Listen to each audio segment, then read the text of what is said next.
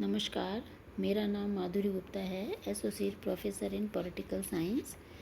हम BA second year का first paper देख रहे हैं। उसमें हम अमेरिका का संविधान पढ़ रहे हैं और कल के वीडियो में हमने अमेरिकी संविधान के प्रमुख चरणों का अध्ययन किया था।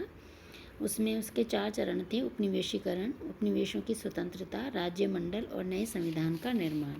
उसके साथ ही हमने ये भी देखा था कि जो अमेरिका का संविधान है उसकी महत्ता क्या है राजनीति विज्ञान में, तो ये भी हमने कल देख लिया था। और आज हम देखेंगे संयुक्त राज्य अमेरिका के संविधान की विशेषताएं। तो सबसे पहले तो जो संयुक्त राज्य अमेरिका का संविधान है उसमें राष्ट्रीय एकता और स्थानीय स्वशासन का सुंदर समन्वय किया गया है। अर्थात इसमें जो सारे राज्य हैं उनको मिलाकर एक संयुक्त राष्ट्र का निर्माण किया गया है। तो राष्ट्रीय एकता झलकती है इसमें, और स्थानीय स्वशासन यानी जो राज्य हैं उनको पर्याप्त शक्तियाँ दी गई हैं।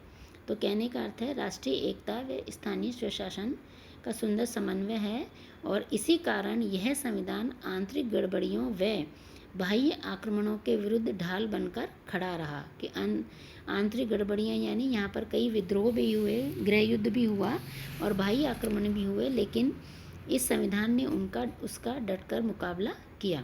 संविधान में व्यक्ति के अधिकारों को महत्वपूर्ण स्थान दिया गया है और सभी संवैधानिक संस्थाओं का आधार लोकतंत्रीय रखा गया है। यानी चाहे व्यवस्थापिका हो, चाहे कार्यपालिका हो या न्यायपालिका हो, इन संस्थाओं के जो भी प्रमुख हैं उनका जो गठन किया जाता है वो लोकतंत्रात्मक आधार पर किया जाता है।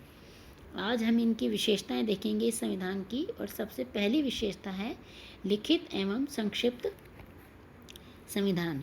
अमेरिका का संविधान आधुनिक संविधानों में देखें तो सबसे पुराना व लिखित संविधान है और इसमें कुल 7 अनुच्छेद हैं और अब तक करीब 231 वर्षों के इतिहास में केवल इसमें 27 संशोधन हुए हैं।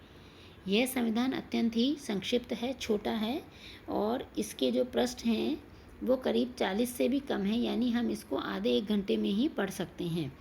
इसकी तुलना में भारत का संविधान बहुत लंबा है और जापान के संविधान में भी 103 अनुच्छेद हैं। लॉर्ड ब्राइस के अनुसार अमेरिका का संविधान सब काट छाँट के बाद भी संसार के समस्त संविधानों में सर्वश्रेष्ठ है। तो कहने का अर्थ है ये लिखित एवं सबसे संक्षिप्त संविधान है। दूसरा है लौकिक संप्रभुता में विश्वास।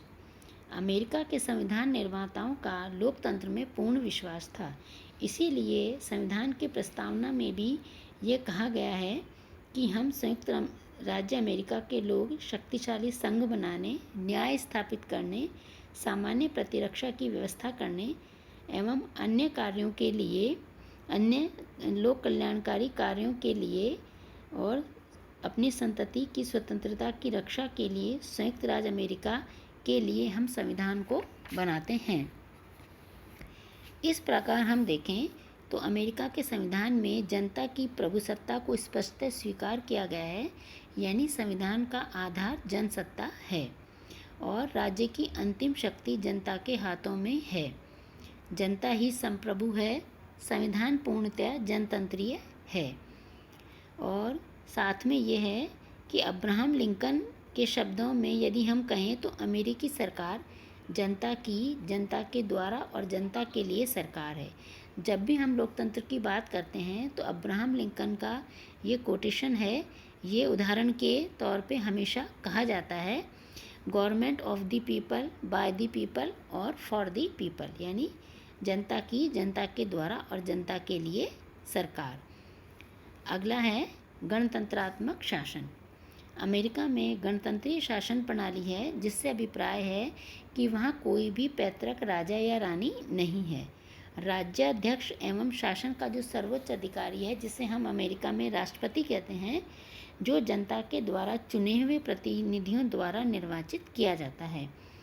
इस प्रकार जो राज्यों के शासनाध्यक्ष हैं जिन्हें गवर्नर कहा जाता है, वे भी जनता के द्वारा निर्वाचित हैं, न कि वंशानुगत है। चौथा पॉइंट है संविधान की सर्वोच्चता। अमेरिका में संविधान सर्वोच्च कानून है।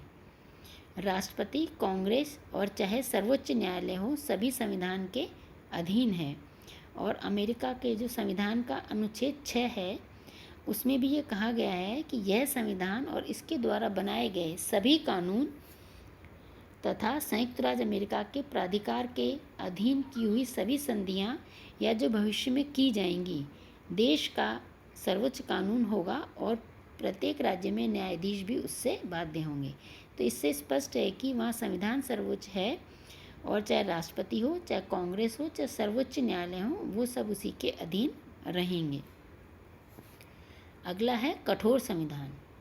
जब संविधानों की कठोरता की बात आती है तो ब्रिटेन का जो संविधान है वो विश्व का सबसे लचीला संविधान है, यानी उसमें आसानी से परिवर्तन किया जा सकता है। जिस तरह से साधारण कानून बनाया जाता है उसी तरह से संविधान में संशोधन कर दिया जाता है।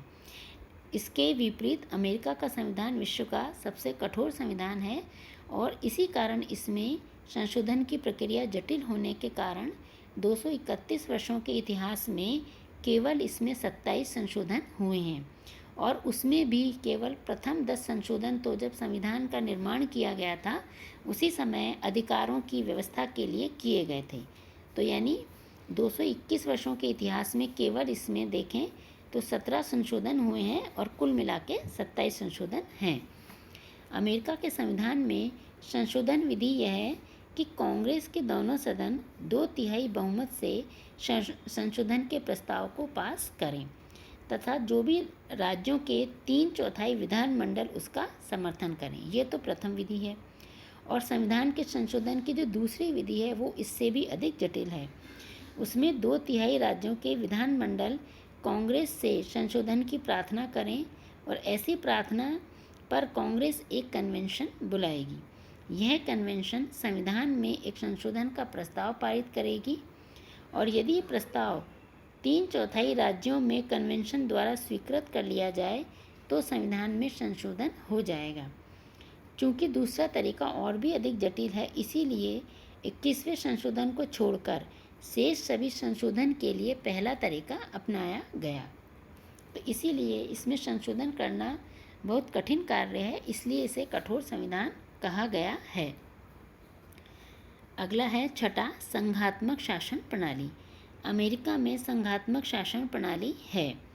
संघात्मक शासन में मुख्य रूप से 3 तत्व हैं। लिखित संविधान, दूसरा है शक्ति विभाजन यानी केंद्र और राज्य की सरकारों के मध्य शक्ति विभाजन, और तीसरा है स्वतंत्र व निष्पक्ष न्यायपालिका। अमेरिका में इस समय 50 राज्य हैं और इन राज्यों की न केवल अलग अलग सरकारें हैं बल्कि इनके अलग अलग संविधान भी हैं। तो पहला तो हो गया लिखित संविधान और दूसरा है शक्ति विभाजन, यानी जो शक्ति है वह केंद्र व राज्यों की सरकारों में विभक्त कर दी गई है और यहाँ तो राज्यों के अलग से संविधान भी हैं। और संघात्मकता को और अधिक सुदृढ़ करने के लिए संघीय संविधान में संशोधन की शक्ति में भी राज्यों की महत्वपूर्ण भूमिका है, यानी अगर राज्यों की सहमति नहीं होगी तो संविधान में संशोधन नहीं किया जा सकता है। संघ की व्यवस्थापिका के 2 महत्वपूर्ण सदन हैं, सीनेट, और उसका गठन भी संघात्मकता के आधार पर किया गया है, और एक स्वतंत्र व निष्पक्ष न्यायपालिका है जो केंद्र राज्य के मध्य या राज्यों के मध्य या इस तरह की कोई भी विवाद हो उनका निपटारा करने के लिए स्वतंत्र व निष्पक्ष न्यायपालिका है।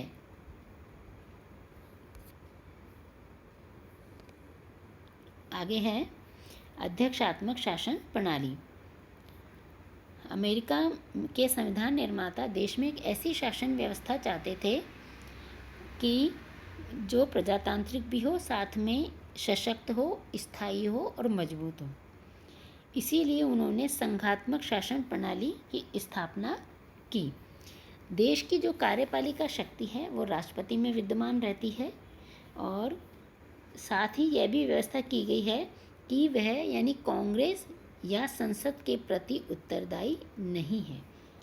कांग्रेस अविश्वास प्रस्ताव के द्वारा राष्ट्रपति को पदमुक्त नहीं कर सकती है। राष्ट्रपति का कार्यकाल 4 वर्ष के लिए है और वह 4 वर्ष तक कार्य करता है। इन 4 वर्षों में उसे केवल महाभियोग के द्वारा ही हटाया जा सकता है, अन्यथा नहीं हटाया जा सकता है। सारा शासन उसी के नाम से चलाया जाता है और वही वास्तव में शासन को चलाने का कार्य करता है। इस प्रकार राष्ट्रपति पद में अगर हम ब्रिटेन की तरह देखें तो राजा और प्रधानमंत्री दोनों की शक्तियों का उसमें समावेश है। अगला है न्यायिक सर्वोच्चता। ब्रिटेन में संसद सर्वोच्च है। इसके विपरीत अमेरिका में न्यायिक सर्वोच्चता का सिद्धांत लागू होता है। ब्रिटेन में संसद कोई भी कानून बना सकती है, लेकिन वहाँ के न्यायालय के पास में न्यायिक पुनरावलोकन का अधिकार नहीं है। अतः वह न्यायालय संसद के बनाए हुए कानूनों को अवैध घोषित नहीं कर सकता है। लेकिन अमेरिका में ऐसा नहीं है। वह कांग्रेस तथा राज्य व्यवस्थापिका के द्वारा पास किए गए कोई भी कानून अगर संविधान के विरुद्ध है तो वहाँ के संघीय न्यायालय के द्वारा उसे अवैध घोषित किया जा सकता है। अर्थात अमेरिका के न्यायालयों को कानून की वैधता के विषय में विचार करने और निर्णय देने का अधिकार प्राप्त है। और न्याय विभाग की या न्यायालय की इसी महत्ता के कारण जेम्स बैंक ने सर्वोच्च न्यायालय को संविधान का संतुलन चक्र कहा है। आज का लेक्चर यहीं समाप्त होता है। धन्यवाद।